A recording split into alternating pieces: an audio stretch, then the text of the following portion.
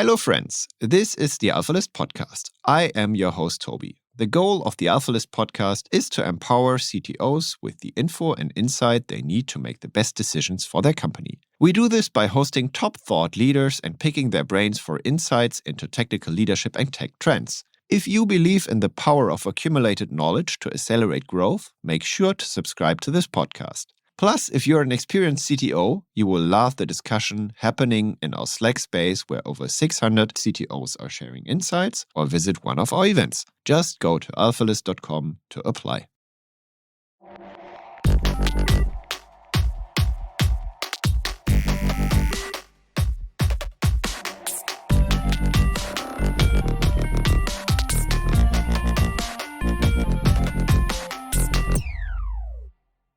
Welcome to the AlphaList podcast. I am your host, Toby, and today with me I have Will Larson. And Will, you must be very relaxed for multiple reasons. Like, can you tell us why and a bit more about yourself?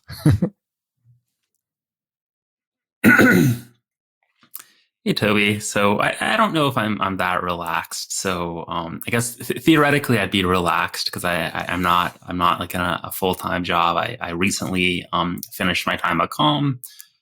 But I sort of, just got caught up in the sway of like a really pretty exciting opportunity. So I'll actually be starting there in about 4 weeks. And I also thought I was going to have like a long break between kind of leaving and deciding what to do next. So I'm also working on kind of the third book. So I think theoretically I'm supposed to be relaxed, but in practice I found that I actually have a lot going on and I'm getting kind of busier every day than the day before. Okay. So you essentially just exited from Calm, which is a meditation app. That was also why I thought you're maybe even more relaxed than like the typical CTO. And Calm is like, I think over like 200 million in funding and kind of a crazy ride, I guess, right? Was it? So Calm is sort of like a broad toolkit. I think most people think of Calm as like a meditation app. In practice, most users come to Calm actually around sleep and how can I sleep better? And when you really look at the most common challenges with like mental wellness, like sleep is kind of at the forefront.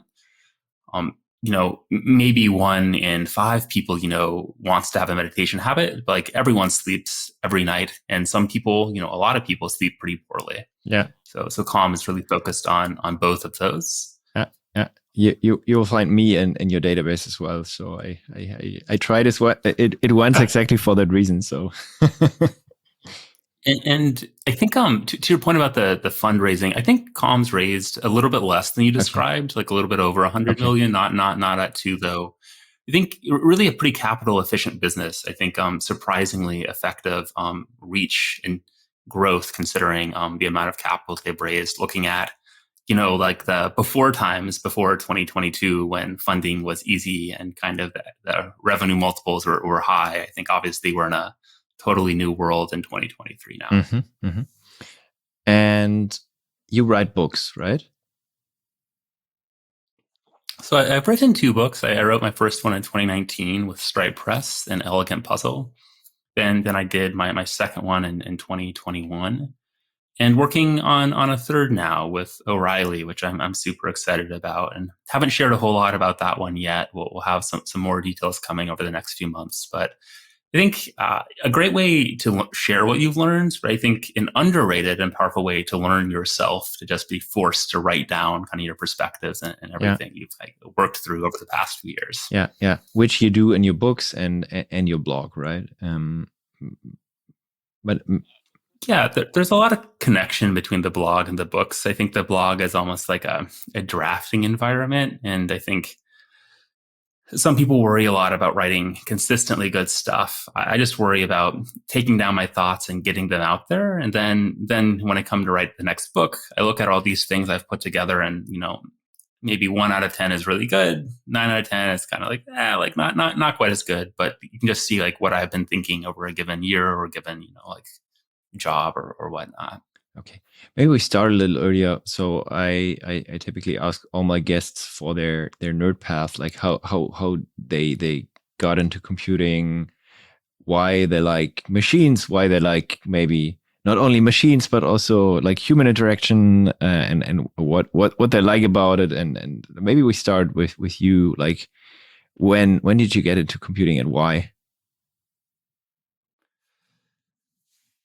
I think there's so many kind of like what is computing what is computing adjacent. But for me, obviously as like a very young kid, and I have a almost 3-year-old now, so I get to see him kind of coming in, like what he's enjoying, like what he's playing with. But for me, Legos, and this was, Legos before there were Mindstorms, before you could program Legos. You just had to build things with your hands. But it's kind of like the foundational toy for me growing up as a kid. And then I think around the time I was 6 or 7, we got a very early like Apple, like an Apple IIc or something. It was not a beautiful machine by kind of a modern standard, but it was in the house. And, I think my father used it for work, and I used it for like kid pics or like whatever, like the one kind of kid oriented piece of software on it was. But that was really eye opening to just see like what you could do there, even with very, very few tools on it. Kind of a little bit later, I think in high school, I spent a lot of time playing something called like a multi-user dungeon, which is basically a text-based game. But a key part of it is you could write these triggers, which are essentially a very simple programming mechanism for if a certain event happens, you have to parse out the text, match it with a regular expression, and then have some sort of reaction to it. So that was a little bit more kind of concrete. And then certainly when I went to college, I studied computer science and got a little bit more into it there. And in terms of the people element, I think like a lot of folks coming into the software engineering, I loved writing software, and I think that's still in a lot of ways like the most fun I've ever had and ever have. But the actual problems that I ran into that I wanted to help address for the companies I worked at were very rarely at their core technology problems. They were really the intersections of technology and people kind of working together. And so to me, just necessarily to go after these problems that I really wanted to solve, found myself drawn more and more to the kind of people and technology intersection rather than the pure technology one. And what was the last piece of software that you wrote? Do you still remember that, or? Ooh, good question. So I made like a small number of commits at Stripe to kind of non-core functionality, but at Uber, I did actually write like a fair amount of software. I think I recently, literally in the last 4 months, got a ping from someone I worked with at Uber that a core piece of software I wrote was deprecated literally in the last 3 months, and so that's like 7 months after 7 years after I left Uber. And it was actually an interesting piece of software. So one of my sort of like personal theories is that you can tell basically who joins companies by which pieces of software they adopt. Particularly early on, you'd see people leave a company, then adopt pieces of software that were only used at that previous company. And so at Digg, they wrote this piece of software called Clusto. And Clusto is basically a server metadata store. You could kind of think of it like a console today, but it was centralized and it was built in like 2010, 2011. So it wasn't super sophisticated by some means. But Uber actually adopted Clusto because we hired an engineer from Digg who decided to spin it up. And they had to write a bridge between that Clusto store and a new kind of key value store, which I called Bearing Straight, which I thought was very clever at the time. But Bearing Straight was finally deprecated a couple months ago. So that was probably the last critical piece of infrastructure that I Okay. And they were celebrating that and telling you, like, finally we got rid of your software, or what? Well, yeah. I mean, so the funny thing is, like, Clusto, even when I left Uber like 7+ years ago, that was already deprecated. So that was supposed to be like gone, like any time. And so they finally got rid of it entirely, which is what that meant to me. Which is like, this is fantastic. They're done. They're done getting off the system. 7 years later. Is that a bad sign for their tech debt strategy, or you think it's normal? It's a good question. I haven't dug into like the exact kind of usage of Clusto at Uber in some time, but my assumption is there were probably like 7 servers that depended on it or something for the last few Okay. years, and they just never quite got around to fully deprecating it. Like I highly doubt it was actually in a kind of load bearing role for the most part, and I think they just never finished it. I do think finishing migrations very valuable, and so probably it would have been handy to finish it earlier. But without the details, I'm hesitant to try to say they were doing the right or the wrong thing. Okay. Okay. I think in your blog you also wrote about migrations and how to handle them perfectly. Like people just look at his blog afterwards. Like there's like lots of beefy content. Today we wanted to talk about CTO careers. Maybe we start before we start with that. I wanted to ask you like if a few things about calm and meditation and work life balance, because I think it kind of hits the right spot, because like I recently think that like the world is like even starting to turn much faster right now. It started off with the remote first world, which you kind of know well, and then right now with AI being around or being more present, let's say, it kind of seems to get more hectic. Like, how do you personally, also with having a 3-year-old kid, manage your work life balance?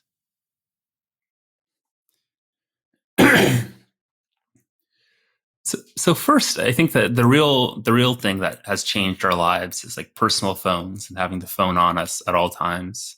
Then the focus on chat and just the assumption that you'll be available when you get DM'd on Slack at 9 p.m. or whatnot. And that to me is the thing that has really accelerated just the quote unquote work life integration between our lives and our work, and the kind of baseline assumption of availability at all times. And I think something that I really found like one of my favorite parts of Calm is this kind of baseline recognition about the importance and relationship between mental wellness and productivity. And there is, by simply letting people detach and rest, like real evidence that this helps people get more productive in their work. And another kind of like, I think, subtle advantage of a company like Calm is there are companies like Calm that have control over their timelines. And I think Stripe's a good counterexample of a company that did not have control over its timelines. And so what do I mean? Calm didn't have too many third-party dependencies, and most of them were relatively straightforward, and most of them were as like a consumer of an API or something. Stripe, if you think about it, there are financial regulators in every single country that they work with that change the laws, whenever they want to, like semi frequently. There are industry trends that directly impact Stripe. I think the crypto shift over the last like handful of years directly impacted Stripe, even though they're not, fundamentally a crypto company. They do have crypto components to the portfolio. Stripe has banking partners. Stripe has federal regulators that are very focused on fraud, on payments. Payments is a sort of fundamental issue for most countries because the ability to control and observe payments is like fundamental to actually detecting fraud, criminal activity, and so on. And so if you take all of those together, a company like Stripe has so many people demanding they change things all of the time that they almost lose control of their schedule to a certain extent. A company like Calm, much simpler to plan, much simpler to own your timelines, much simpler to pick what you're actually going to work on. And that was delightful. We obviously need both types of companies, right? Like we can't, not all companies can simply be blissful, and being in the direct consumer market, competing with other companies working in that space, not always blissful either. There's a lot of competition there, but that was part of what made it such like an interesting place. Is you could actually focus, you could actually pick where your energy went, not just have it kind of show up for you. I do think, though, to your point about kind of ML, AI, I think before that, the crypto kind of hype cycle, The world is moving pretty quickly, and there's a lot of people who are incentivized on kind of various platforms to make you feel like the world is moving even faster. And so there's, people who want you to feel like the fear of missing out about each new thing, to pull you into their content system, to pull you into their funds, to pull you into like whatever they want from you.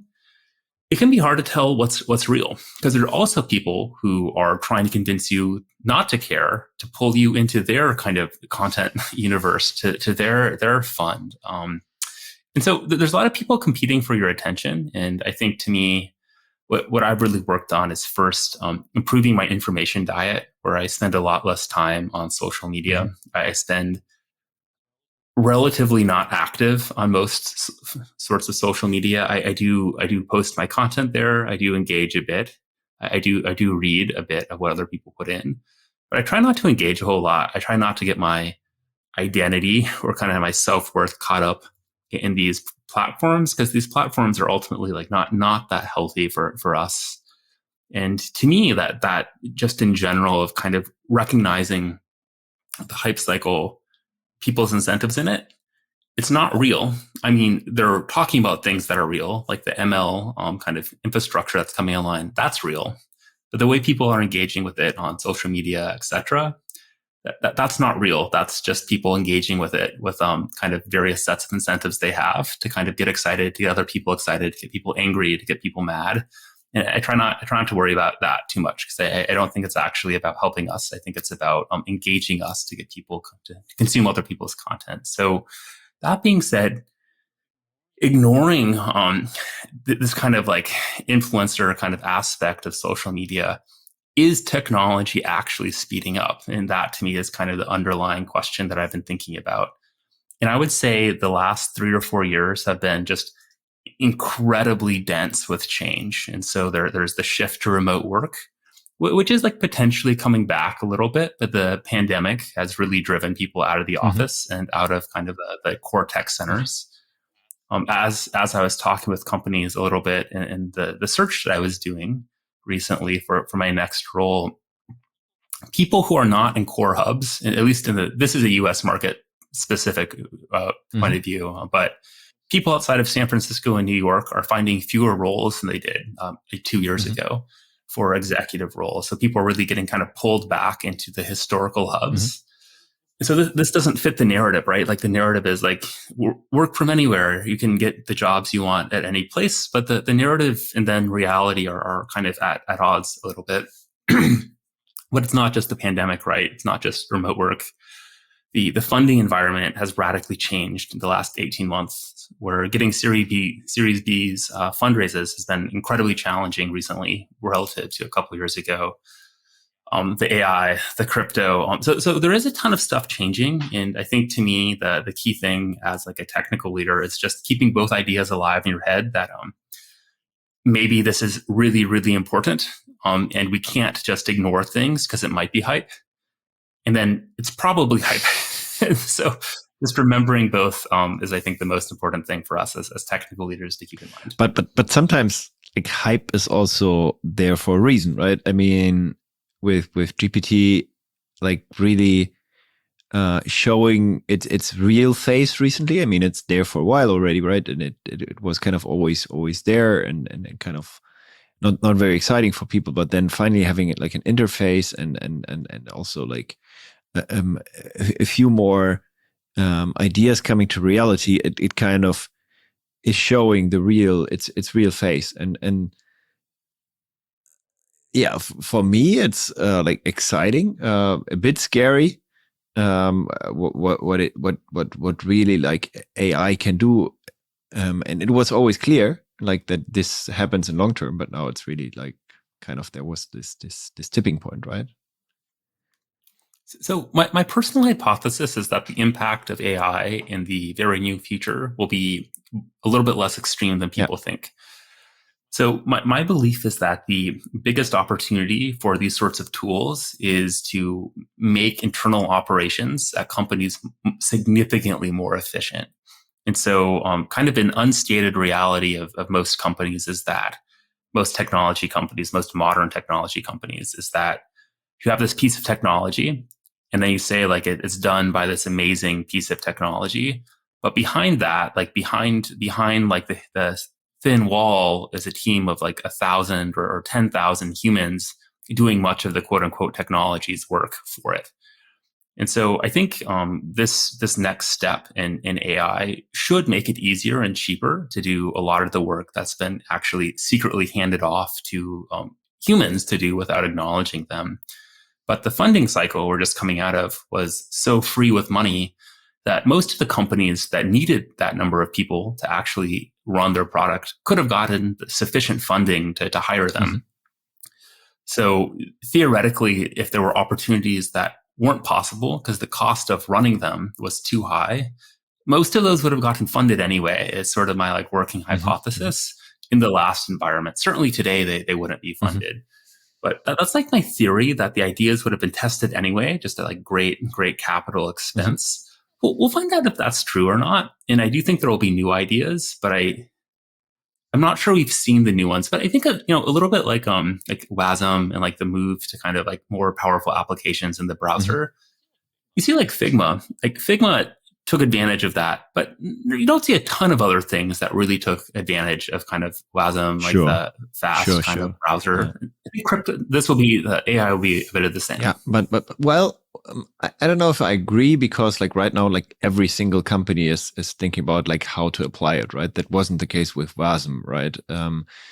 It was crazy and like new technology and kind of exciting, but there it's like the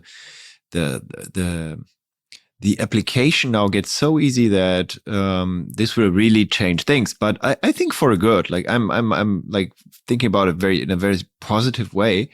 I just think that it will change things. It will move things, and then like let's say 1 to 2 years ago, having AI in a pitch deck for a VC based for a VC funded company or a company aiming for VC funding was kind of a trick to get more money in, and was never real, or in very rare occasions it was real, and now it finally is real, right? It's nothing special anymore. That's what I kind of like about it, and it gets applicable. So let's see. But well, we're not here to talk about like AI in depth or something, or why we all are afraid of ChatGPT or not. We wanted to talk about tips for CTOs for their careers, like leaving the current job and why leave, and finding the new one, as you just did. I thought it's kind of a very nice challenge to tackle here. So maybe we start early. Like, why did you become a CTO in first place? Like, because you liked working with people and the challenge between human and machine interaction. As I understood, is that correct? Or yeah, I think that's basically right. But fundamentally, I like solving problems, and so to me, like the joy of kind of coming to work is like solving problems that confront like your business, your team. And just most of the most interesting problems, I think, in engineering are these hybrid problems between people's incentives, the team that you've hired, the way you've structured it, the priorities that you're balancing, and the technology. I think there's very few problems that are purely technology problems. It's always the intersection of, time to market, the competitive set and what they're doing, and technology that brings you to the interesting problems and the ability to solve them. And I guess at Calm you had like quite a lot of challenges to tackle. Why should one leave and out of such like a comfortable situation, having like a well-paid job as CTO, managing I don't know how many people, but like must be a bigger tech team. Why did you leave in the first place? So Calm, I don't actually think Calm has like relatively few problems compared to most, kind of leadership roles you find in engineering. I think amazing brand. I think that the leading product, the business is growing at a healthy rate. It's a phenomenal team, like one of the best teams that I've gotten to work with. To me, that's actually sort of the challenge for me is like what I really like is seeing new problems. I like seeing things kind of break in new ways and then working together with folks to fix it. And so to me, it's actually, my problem with Calm was essentially that it didn't have enough problems, and sort of that's like what I thrive on is just having new things and new problems to work on. So I actually think it's a great business. It's doing really well, but it's not generating problems at the pace that I really want to be finding new problems to work on. And so really was focused on finding something where the number of problems and then like the degree of difficulty of those problems was a little bit higher, so that there'd be kind of enough meat to keep getting excited about. For me, as I have been working a little bit longer in the industry, I keep looking for bigger and different types of problems. Where certainly I think a ton to learn at Calm. I learned a tremendous amount there, but now kind of looking for the next set of problems to sink my teeth into. Okay. And at a certain point, you just made the decision to leave, and then you left, or like how did that work practically? And what would you recommend of doing, like to other like engineering leaders and CTOs? Yeah, absolutely. So, first thing before you think about leaving is sort of thinking about transition and succession planning, right? So, I think I recommend to every engineering leader to think about, if you leave, who would step into what roles? How would things actually work? And just think about that for an hour, 2 hours a month, and just think about, are you getting people aligned to be successful? And so, for example, a lot of times your leadership in engineering might not have much of a relationship with the executive team. But if you want one of those folks to actually step in after you depart, if they don't have like a strong relationship with your peers on the executive team, they're not going to be able to do that, because the executive team is going to want someone they know, or they're more likely to pick like a stranger from the outside who has kind of the experiences that they think they want. And so I think there's a lot about just making sure you have that succession plan and you have set it up to potentially succeed. One of the open secrets is like when you give notice, when you leave a job, you don't get to pick your successor. Like you're no longer making the choices. Like you've lost the right to pick who succeeds you because you've decided to move on. But if you set things up well, you can often, at least make people consider the successor or the plan that you think makes sense. In terms of deciding to leave, so for most jobs I've left, it's been more of an ongoing conversation where I've, talking about what you're trying to get to and then where the company is. I think often you and your manager can kind of come to a reasonable fit. And that was certainly the case with Calm, where I was talking with our CEO for a handful of months and just trying to figure out like how do we kind of get the right thing for the company, for the team, but also for me, based on like kind of looking for a new set of challenges, and were those there? You don't want to like break things just so you have like a new set of problems to work on. You want things to work well. And so I think working with David, our CEO, that's sort of where we netted out to over a couple of months of kind of like talking it through.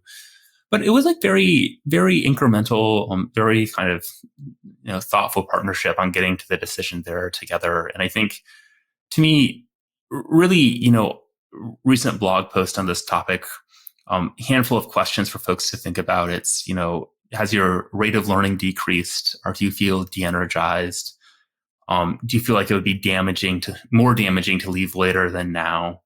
To me, it was really about the rate of learning. And again, like not seeing different shapes of problems. And I think we had done a really great job of solving or bringing a solution to the problems that we've been focused on. And I wanted to see a new set of challenges. Okay, understood. And like, I don't know how deeply you want to talk about your own things, but like it seemed to be well prepared. So most likely, like as you quit yourself, so there's no like, I don't know, exit package. Most likely, kind of you it's like discussion like, do I keep my equity or not, or like what do you think is relevant in terms of like looking at labor and how to leave? Yeah, I mean, these things are so context specific, but like generally, what I'd say is that there's two kind of common situations here. One common situation is you have like the next job already lined up, and you're like, hey, like I'm leaving in 2 or 3 weeks. I'm starting, as CTO at wherever. And in these cases, like it's pretty hard to get any sort of like package out of it because you're like not really doing much to support the transition, right? Like any sort of exit package is a reward or a compensation in turn for supporting the exit as thoughtfully as you possibly can. And so when you already have a job lined up and you're doing very little to support the transition, you're pretty unlikely to get any sort of like exit package out of it. But there's a different scenario where you're like you agree to say help evaluate candidates coming in for 3 months or something, where there's like room to kind of negotiate that. On the other hand, I think when you don't have a timeline for like the next role set up, you can like run like a slower exit. And in that case, I think it's just about you negotiating with like the CEO or the whomever, like the appropriate amount of compensation based on like how valuable it is to them to have you like support that. And so in this departure, it was like a little bit slower based on kind of alignment with the CEO on like how we wanted to structure that. And like on average, I think you have more leverage to get some sort of like little exit package based on that. Of course, some people also negotiate kind of severance agreements or departure agreements when they accept the job, and so there is that component as well. And it just sort of depends on the size of company, the style, and so on, whether or not like those are negotiable. But certainly in that case, you'd have like a slightly different scenario too. Okay, and then like you transition out and like you decided to calm down for a while, or like initially, or I mean you said you have like another job lined up in a month, so it doesn't seem to be like so relaxed there, right? Yeah, it's a good question. So my initial plan was to take like 3 to 6 months out, want to finish this next book, and was just hoping to not really do a whole lot other than write. And then I have like a few kind of software projects that I wanted to spend some more time on. Back to programming, or yeah, I think that is. I mean, at its core, I think programming is like a very rewarding like hobby or profession, right? Particularly with no like OKRs or like metrics to account, just like kind of the fun of creation. But I think what happens a lot is that you just hear about an opportunity and you're kind of like, that's actually a pretty good opportunity. Mm-hmm. And I spent a fair amount of time like journaling essentially to think about like what does the perfect opportunity for me look like. And it's like pretty specific. And so I think sort of like unfortunately or sort of fortunately that this opportunity came up that was sort of like perfectly in line with what I was looking for. And so I just like couldn't really think of a way that it made sense to not do it. It just fit a bit perfectly into all the dimensions. And theoretically, there probably will be other opportunities. Like if you wait for like another 6 months or 12 months, that probably something else that fits them wraps up. But like there's no guarantee on these things, right? Like it might happen, but it might not. And so at the core, like I do enjoy the work. I do think the work that we do is like meaningful and like is meaningful not just for ourselves, but actually is like meaningful for society. And so I to me just couldn't quite say no, even though like there's something very pleasant about just resting. There's also something really rewarding about doing meaningful work, and this was sort of the perfect situation for me. And is there anything you would say did particular change about the job market for CTOs in the year 2023? Like as like I don't know, funding is kind of no longer that crazy. Is it harder to find a new role, or like what is your perspective on that? So I spoke with a bunch of people going through their own job searches, and then I spoke with a bunch of executive recruiters, just that people that I've met over the last like 10, 15 years. So my general sense is like a couple of trends. So first, like much easier to get hired in San Francisco or New York City, again, in the US markets than most other places. Like there's a return to kind of the core hubs of kind of like yesteryear. People trying to get hired into, senior most jobs in other places are seeing just fewer opportunities than they did a few years ago. Two, the Series B funding round is very challenging. It's far fewer companies are getting to Series B right now. And so there are companies that are just like running out of money. And so often for a lot of folks who think of themselves as like a late stage Series A or a Series B, executive, like these jobs just basically don't exist right now. And if you're a, quote unquote, late stage Series A, whatever that means, but let's say that you raised $10 billion and you're really trying to get to the Series B because you only have 6 months of runway. Hiring an expensive exec at that point is like pretty painful. It's also like hard to take that job when the runway is, like 4 months. Right? It's just like a little bit high risk for you as well.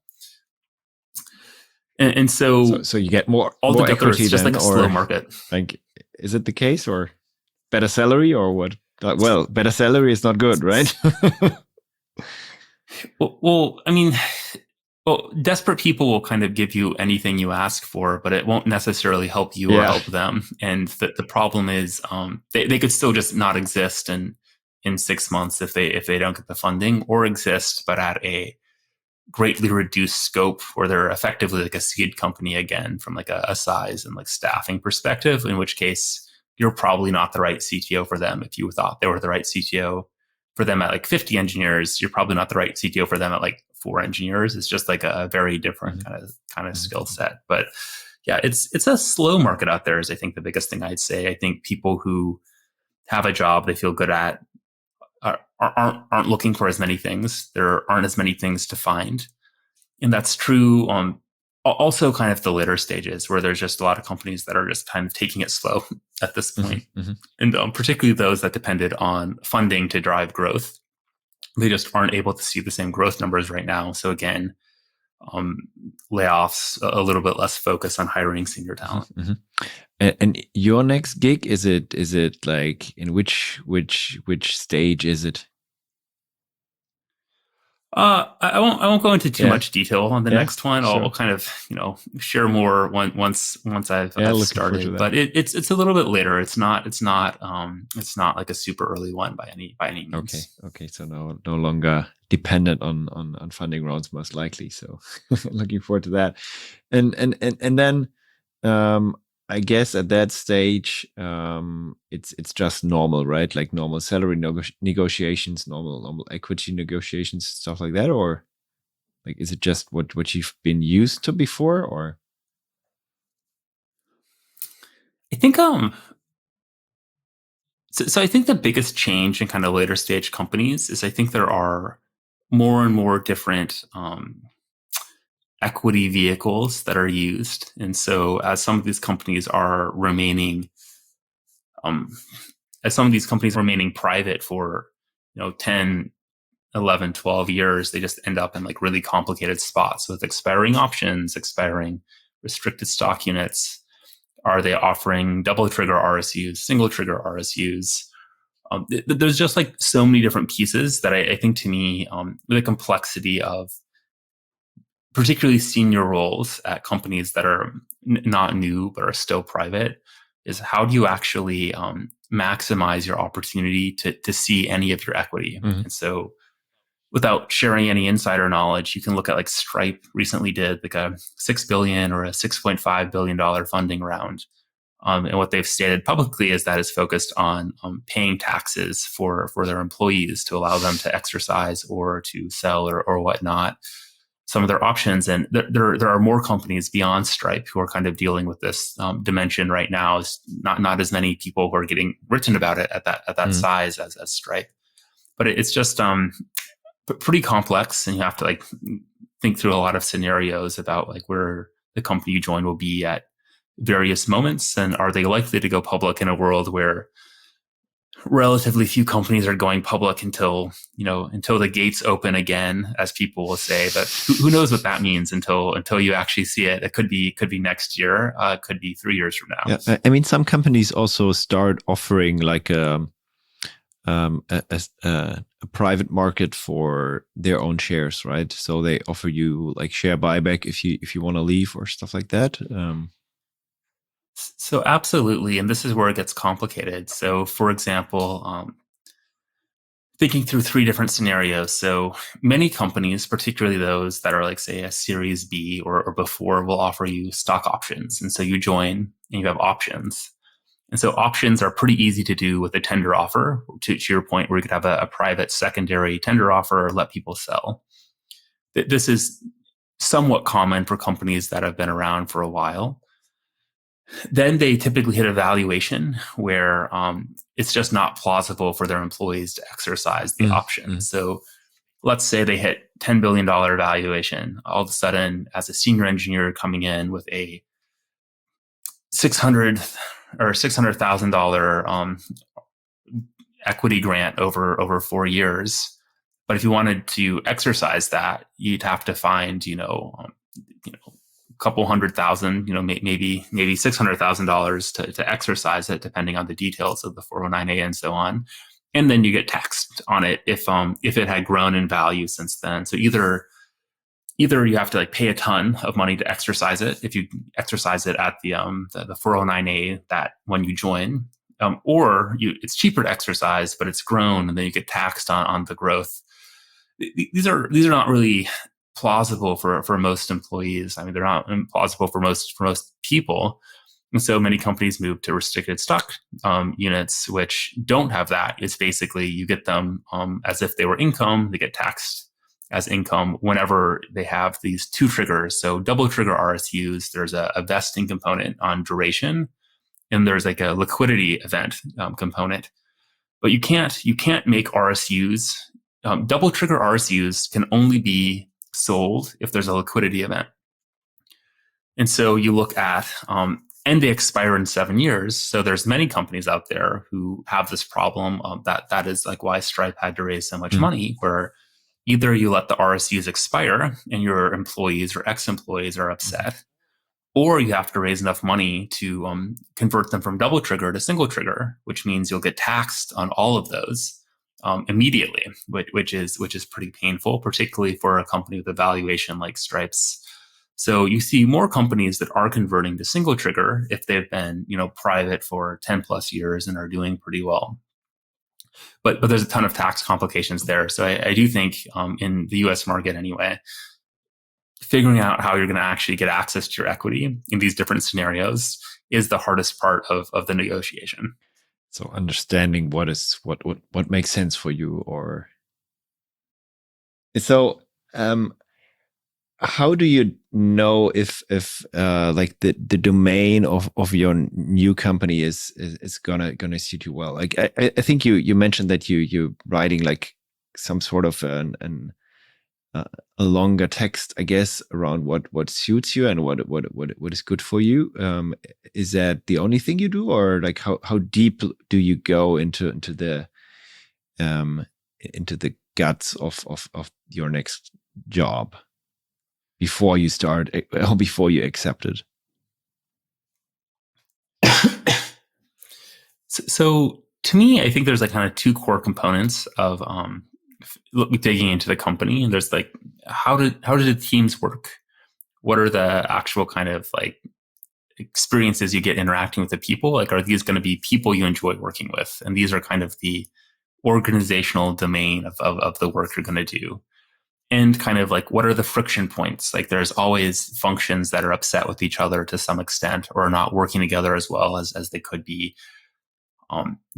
Infrastructure and product engineering, marketing and product engineering, product and design. There's always going to be some friction points. And so you're just trying to figure out what are the friction points for this role, and like, do you think you can like help make progress with them? Then on the other hand, there is just like the technical domain of like the specific technology and the problems, and like the product itself. And I think, for example, a lot of people are like, hey, the most interesting problems are distributed systems problems. And people love to like bring a distributed systems problem to kind of anything and make it more complicated. But there's also a lot of products out there that are not quote unquote high scale or high volume, but are very, very precise, and correctness is incredibly important and like inherently complex. And one of the most interesting thing about Stripe is like a slight hybrid of that. It's mostly a very complex problem where precision and accuracy is important, but there's like a little bit of scale there. There's like a decent amount of stuff happening. It's not like it's not just running on like one computer somewhere. They're doing some load. Whereas like Uber, for example, very high load, very distributed. The complexity of what was happening was like relatively small, though. It was just the load. Yeah. That was high. So to me, it's like understanding where the challenges are inherently to the domain, and is it like a domain that's changing quickly and that has demanding users who want something precise about it. So one of the things that I'm really excited about for the job I took is it's a place with I'd call them like power users, where the users are very demanding about the product that we offer and really want it to work extremely well. A little bit different than like Calm, where we had millions of users, but they more wanted us to tell them like how to like build a meditation habit, or tell them how to build like a good sleep hygiene. Here's a place on the new product I'll be getting to work on where it's a little bit more that there's like strong beliefs about how it should work from the users and kind of the relationship there. And so to me, you can always find like the interesting parts of what is interesting in a given job. And to me, the things I'm excited about the place that I'm joining is just the need for correctness, precision in the software, which can be hard to do at in a rapidly changing product, and two, just the sophistication of the users, and combined, that's something that I'm quite excited for. Isn't that like similar at Stripe, that like the users also demand a lot from Stripe, like especially like the power users, the advanced ones, or? I think that's true. I think there's sort of like a couple different dimensions, though. I think there's Stripe has self-service onboarding for small users. They come on. Some of those small users are incredibly demanding because they're doing, I would say, like unusual things. And so, for example, at one point, I don't know if that's true today anymore, but at one point there was a company selling like used cars on Stripe. And so this is like a very high like dollar value item versus most people are selling like an ebook or something like much smaller and digital kind of item, not like a physical one. But selling a car on Stripe looks like fraud, essentially, right? Like you're like, this is probably fraudulent. This is a lot of money. You're a new user. Who's buying this like $20,000 thing? This is fraud. Yeah. It's not, but it kind of looks like it. And so I do think there are kind of like the small users that are very demanding, and like because they're just doing something you never imagined, and that's actually great because it forces you to like grow the breadth and the capabilities of your product. There's also, Stripe's gone far upstream into the enterprise as well. And so they have like really demanding enterprise users who are demanding in like a totally different way, demanding on pricing, demanding on availability, on security, demanding on like the country coverage and like different payment methods. And so just like a different style of demanding, I think valuable too, because this is, a lot of the revenue in Stripe and, any scaled business is obviously in the enterprise segment. Mm-hmm. And what if you found like potential roles, what are like things you look at? I guess culture is also an important piece, or? Yeah, I think culture is such a broad idea, and I think people use it in a lot of different ways. I also think a lot of times people document who they wish they were rather than who they are. Yeah. So they're like, we love consensus and work-life balance, and then you like join, and it's like top down, like really rapid pace. And you're like, what? The cultural values said. And so you can't. You have to listen to what they say, but you can't like trust what they say necessarily. You have to like dig a little bit to get to the bottom of it. And so to me, that's really important. But I think if you talk to enough people, particularly if you talk to people who are, not executives, like one of the great things about executives is that they're polished, they're complete, they're careful. But one of the challenges is like they won't really tell you the truth. Sometimes they'll like give you the best version of the truth, which is a little bit hard to like kind of parse. So I think talking to folks who aren't executives at a company is like super valuable to get like a real read of like what is it like working there. But also like, I just think most companies you can find a way to like fit in, to like work well, to like be a good part of it. And I do think as long as you're adaptable and not really rigid, you can like usually find a way to be like happy and enjoy working at any company. Mm-hmm, mm-hmm. And apart from that, like, do you have other, let's say, things you would put a red flag on?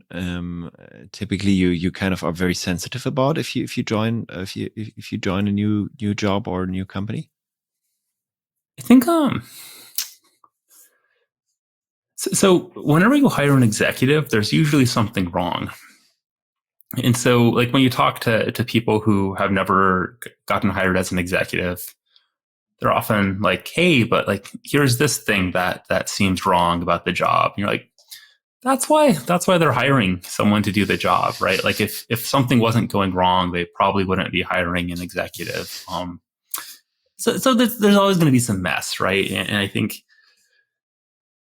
often like you should be most concerned when you can't find the mess. Like I think you talk to some companies where they're like, actually everything's great, and you're like, that to me is more concerning than companies who are like, hey, like here are these 4 problems we're struggling with, because every company has those 4 problems. Mm-hmm. You just like sometimes can't figure them out because no one will tell you what they are mm-hmm. until you join and kind of like struggle through it a little bit. So I think to me, what's really important is like, I think of this idea of like one of one jobs. So like most jobs, there's like a pipeline, a consistent process. You might hire like 7 people as front-end engineers this year, but executive jobs are just like, everyone's like totally unique. They're like, they're custom, they're bespoke, they're artisanal.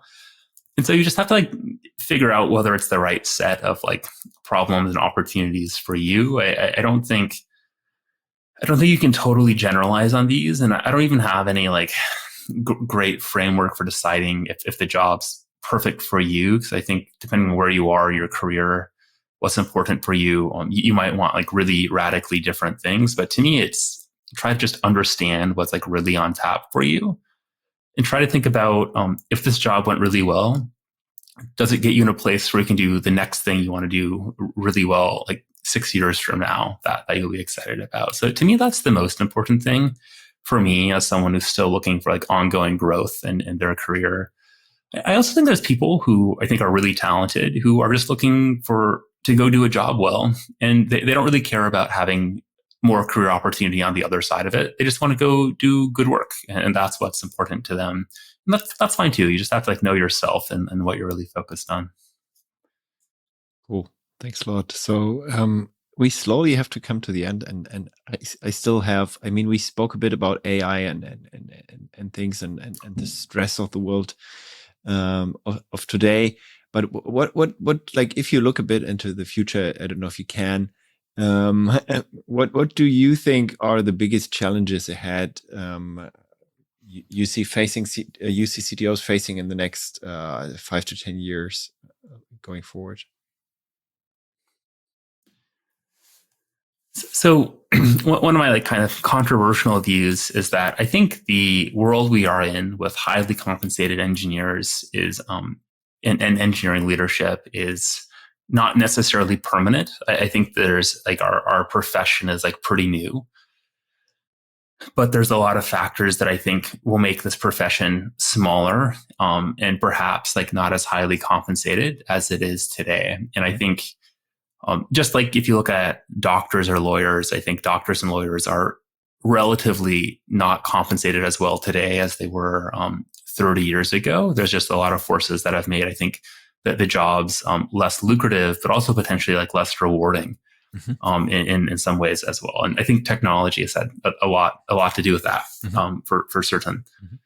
But I just think we should all be thoughtful that this is not necessarily like the permanent state of the profession. The profession is going to keep changing, and that's okay. But if you look at some of the low code tools out there, you look at the AI pieces, I think it's very likely that not this next generation, but the generation after that of companies are much smaller than they are today. Mm-hmm. Is one kind of worldview. The other thing you have to hold in your head is that if you look at the burden of compliance, the different privacy laws in every country, in every state in the United States, accessibility, compliance, if you look at the kind of financial compliance, well, on one hand, we have like all these technology vehicles that should be making it easier to run smaller businesses with fewer people. On the other hand, the burden of operating as an internet business is just getting higher and higher and higher. So it's unclear which of these two forces is going to be like the prevailing one in the next decade. Because I think on one hand, technology could get so powerful that it's easy for small teams to do things that were impossible before. On the other hand, it's possible that regulation becomes so heavy that these small teams simply can't operate legally without getting crushed by the weight of that regulation. And consequently, most innovation happens at larger companies who can afford to pay the cost of compliance, risk management, and so on. So to me, the interplay and the friction between those two ideas is going to be the most interesting thing for the next decade. Okay. Yeah, interesting. And how to tell where we end up with, right? Like what the end game is, if there is an end game, or yeah, if it's like the world is just no longer a place for like many ideas that are around there right now, right? I don't know. So I still have a little surprise for you as like kind of my closing question. The co-CEO of Calm kind of told me about like a secret Easter egg you built into the latest version of the app before you left, essentially, and it's the time machine feature. When you tap the cover screen of one of your Calm episode, like you have those episodes that you can download and listen to for sleeping. If you tap the cover 42 times, it lets you travel back in time, and you can like then enter like a year you want to travel to, and then we just do that now. I have the Calm app here in my hand, and I hit it 42 times, and we now travel back into the year 2011 when you started as director of engineering at the company Digg, which was quite popular back then. And we observed yourself for a while. You're still coding, like doing a lot of tech work and like lots of different things. And now you have the chance to whisper something into young Will's ears. What would it be?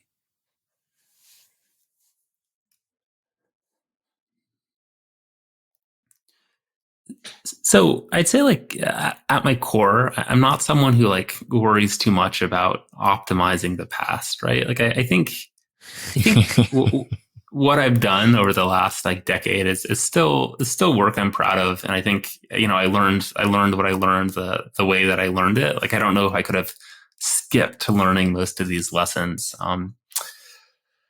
any other way. So I'm honestly like pretty happy with how history has worked out for me. So I don't know if I'd want to risk changing it. I have a previous coworker who I worked with who got a job offer from Digg and from Facebook. And so he would have joined Digg around the same time I did, but instead he went to Facebook, which was, certainly a much more lucrative outcome for him. And, like there's all these ways you can kind of like play back history and convince yourself that you like made a mistake or something. But, the advice I'd give to myself and to anyone else is like, who cares? Like the world's just so random. I mean, you can't spend much time worrying about kind of the particulars. Just have to worry about kind of living well in the moment you're in. That the past is defined by randomness. Yeah. You're right. You're right. Well, maybe you could give yourself some investment tips, but who knows if it works out at the end, right?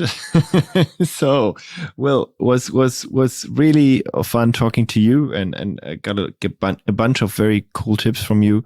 So thanks a lot for that. And yeah, folks out there, maybe you wanna read his new book or his current books. Maybe you wanna brag a bit on your blog or current content. Like where can people find more about yourself? Yeah, so the best place to find stuff for me is just my website. It's Irrational Exuberance is the blog, or it's lethain.com. But if you search for Will Larson, you'll get there pretty quickly. And I think, a bunch of stuff to read, but I don't worry about trying to sell my stuff too much. Hopefully it'll be useful to folks, but it is. I just want to be useful. I don't really, want to push things too hard. It's very useful. I know your blog for years, so thanks a lot for your content, and looking forward to talk to you the next time. And really like curiously looking at LinkedIn in the next month. So let's see where you end up. Fingers crossed for your future. Thanks a lot. Oh, thank you so much. This is a pleasure. Bye-bye. Bye. Thank you for listening to the AlphaList podcast. If you like this episode, share it with friends. I'm sure they love it too. Make sure to subscribe so you can hear deep insights into technical leadership and technology trends as they become available. Also, please tell us if there is a topic you would like to hear more about or a technical leader whose brain you would like us to pick. AlphaList is all about helping CTOs getting access to the insights they need to make the best decisions for their company. Please send us suggestions to cto@alphalist.com. Send me a message on LinkedIn or Twitter. After all, the more knowledge we bring to CTOs, the more growth we see in tech. Or, as we say on AlphaList, accumulated knowledge to accelerate growth. See you in the next episode.